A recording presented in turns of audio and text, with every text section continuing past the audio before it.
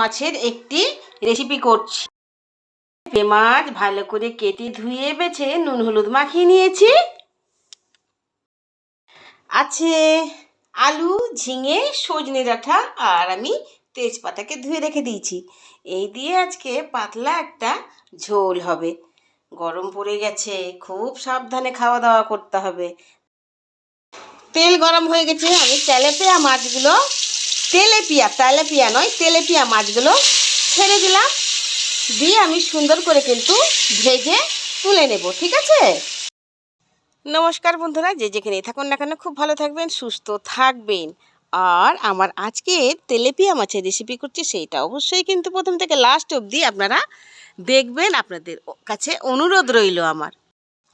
তো চলুন দেরি না করে রেসিপিটি দেখে নেওয়া যাক আমি কিভাবে করছি। চলে এলাম রান্নাঘরে এসে এই যে মাছগুলো আমি উল্টে পাল্টে দিচ্ছি। একদম সুন্দর করে উল্টে পাল্টে নিচ্ছি। কেমন ও মা গো, এত ভারী এই লেজটা, কি বলবো। মাছ ভেজে তুলে নিয়েছি, 5 ফোড়ন দিলাম বন্ধুরা। সুন্দর একটা ভাজা গন্ধ বেরিয়ে গেছে। আমি আলু দিয়ে দিলাম।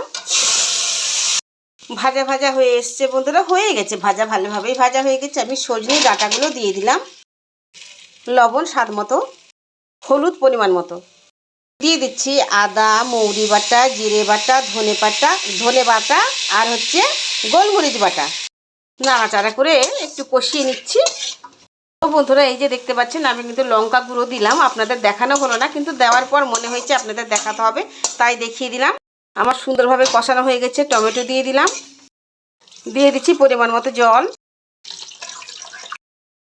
আলুটা সেদ্ধ হয়ে যেতে আমি কিন্তু ওপর থেকে ঝিঙেটা দিয়ে দিয়েছি। এবারে আরও একটু ভালো করে সেদ্ধ করে নেব। এখন বড্ড গরম পড়ে গেছে, এখন থেকে নিজেদের ভালো রাখার জন্য এইরকম পাতলা ঝোল কিন্তু আমাদের খেতে হবে, ঠিক আছে?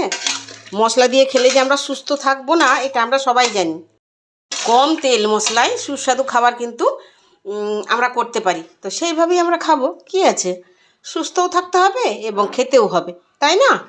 দারুণভাবে ঝোল ফুটছে। সমস্ত সবজি সেদ্ধ হয়ে গেছে। এইবারে আমি এর মধ্যে দিয়ে দেব মাছ ভাজাগুলো।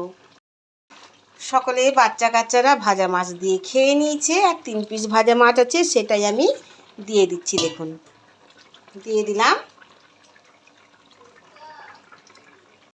নাড়াচাড়া করে একটু মিশিয়ে নেব, আর বেশি ফুটাবো না, মাত্র একবারই একটু ফুটে উঠবে আর আমি কিন্তু নামিয়ে নেব।